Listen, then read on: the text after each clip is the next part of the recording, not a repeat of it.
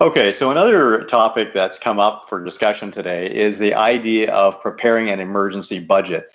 Now, unfortunately, that may seem a bit like a horse out of the barn at this point, because obviously, if anyone had realized that something like this would happen, the COVID-19 crisis, they may have been changed their budgeting habits before all this, but it all came upon us pretty suddenly. So we didn't have a lot of time to prepare. Perhaps this experience will make us rethink how we do our budgeting in the future. But for now, it's more a matter of, I suppose, reactive budgeting. And so I would ask the two of you to comment perhaps on what things people can do in terms of their budgeting right now that can help them to get through this crisis.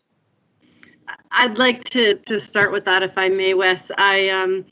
I kind of hold this topic close to heart because I am now working from home with my children, schooling them. I'm no longer making trips to the office every day. So I am finding ways within my own personal budget to have some cost savings. I wouldn't say that I am saving money or setting money aside for emergencies, although I am, but I think most people aren't in a position to do that right now. They're reactive budgeting, like you said. Some of the things I've been doing, I have cut out my vehicle satellite radio. I'm not driving in the vehicle very often. I don't need that. You can reduce your car insurance to, instead of going to and from work for pleasure use, there's some cost savings there. I'm not going to the grocery store every few days now to load up. I'm going every 10 days and I'm buying in bulk, and you got to make a list. And if it's not on the list, you got to wait another 10 days to get that. So food budgeting is a big one. I think that you can contact your utilities companies and ask for deferrals. That is a creditor deferral that I think you can put on hold for a month or two and then reevaluate that and perhaps spread the cost of that out over the remainder of the year.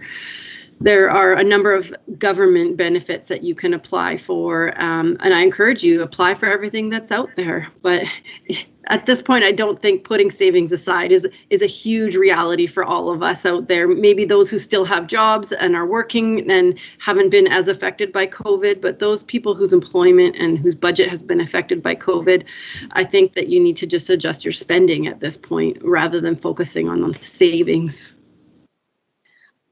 I agree with a lot of what you said, Leah, although I still think that people should challenge themselves to find a way to save something. And, you know, I often, sometimes what I hear from my clients who've come in, you know, in financial crisis, you know, is that they don't bother trying to save because it's not going to get them anywhere, or, you know, tend to sort of have a negative view of savings. But I say that every little bit helps. And I don't care if you can only save $5 or $25. I mean, whatever your financial situation may be, I challenge everybody to find a way to carve something out and set aside, because you just never know when that is going to come in handy. I think, again, for you know, certainly I agree with you, Leah, for families that are still working, you know, and have seen little income disruption, I think that their power to reduce their spending and therefore set aside some additional funds for savings I think they have more power in that than folks whose jobs have been disrupted and their incomes have been disrupted. But again, I'm still stressing with people that I talk to the importance of having emergency savings. And I do think that this crisis moving forward, I do hope that it inspires inspires Canadians to think a little bit differently about the importance of having savings. You know, whether it's to carry us through another COVID crisis, God forbid, but anything that life may throw at you, a savings account really comes in handy. You're very right there, Alana. That's great. Thanks to both of you for those comments.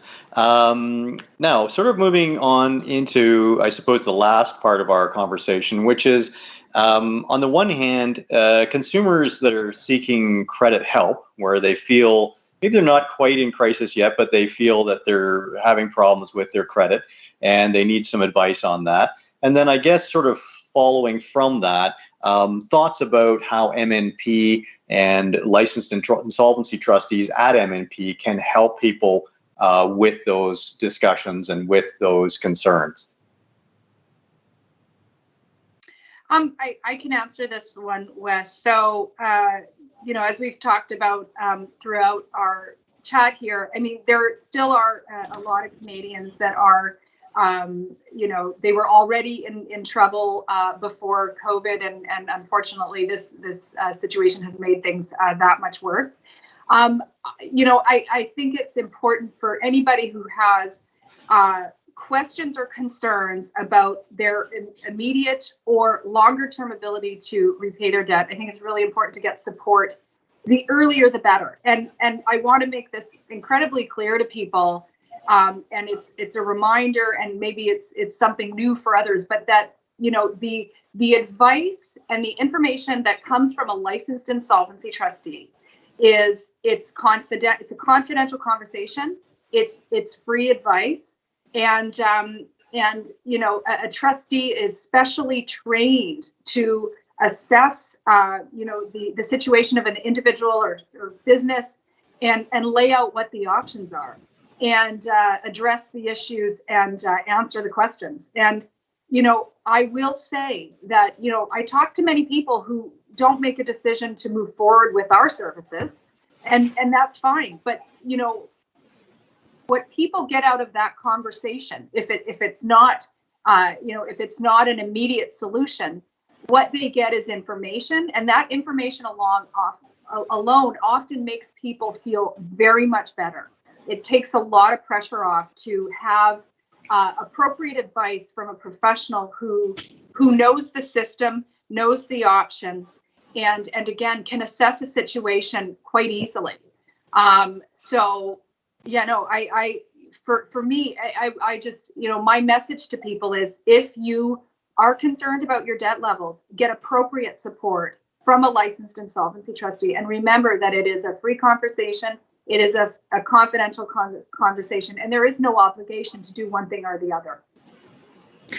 Lana, I always say knowledge is power, and you can't get knowledge without researching and asking the questions. Yeah. And who should you ask those questions of? A licensed professional. We have answers, we have advice. It is free and confidential. I think you should take advantage of any information out there that can be verified. And we certainly, our information is verifiable. We are licensed professionals. And why pay for something that you can get for free? Right? Give us a call, ask those questions. We'll give you our time. And at the end of our call or our video chat, you will have information and knowledge that will help you to make the right decisions going forward. A lot of people are scared to make the call. They don't want to talk. They're embarrassed or ashamed. So for those people who initially don't want to actually talk to a person, visit our website. mnpdebt.ca has a plethora of information out there. We have an online debt calculator for people to determine how are they able to manage the debt that they've already got. There are free resources. We have numerous blogs. All of our trustees across the country are writing blogs about information that is relevant to them in their regions and their clientele. So you can get so much free information just by visiting our website. You can ask questions online and chat with a trustee by actually typing into our website. There's a chat function there. But I also encourage those who have specific questions and are comfortable talking to a person, give us a call. We will give you that free advice, and you will find relief at the end. I like to give people options and resources. And if I don't have the solution, or if I can't help you with your issues, I will at least give you a resource that you can take that next step to go get that help from another resource. That's great, Lana and Leah. That was great advice. One of the things that I've always said to people is that I'll give them the best advice given their set of circumstances. And if the solution that they need doesn't include us, I'm fine with that, because I feel that, I've helped somebody to get past their financial problems. And as both of you touched on, as licensed insolvency trustees, we are federally licensed by the federal government. There's actually only about 1,000 practicing trustees in all of Canada, and we're held to high standards. And we provide a service to people, which, as you've both pointed out, is without charge and is confidential. and people can come to us and we will lay out their options clearly for them, and with the hope that they find the best path. And sometimes, yes, it turns out that a proposal is an appropriate course of action. Sometimes a bankruptcy is an appropriate course of action. And both of those things will help people to get a fresh start that they need, that they deserve. And yes, in my experience as well, people are hesitant to come in. It's more a matter of that it's almost like they're afraid of what they don't know. It's that fear of the unknown. And so when they finally come in and talk to us, I mean, almost everyone has said to me, I wish I'd called sooner. I wish I'd come in sooner. Now, these days with COVID-19, we're not seeing people face to face anymore, but we are still open and available for business. And we've talked to people on the phone or through a video chat or any of these other great means of technology that we have today to be able to do that. And as we touched on earlier in our comments, we do have the ability to sign legal documents and things like that remotely as well now, with some accommodations that our regulator has provided. So all of those things come into play, and we're able to help people remotely, and that's what we like to do. From the comfort of their own home. From the comfort of their own home. Any final comments from either one of you that you'd like to make that maybe you hadn't before now?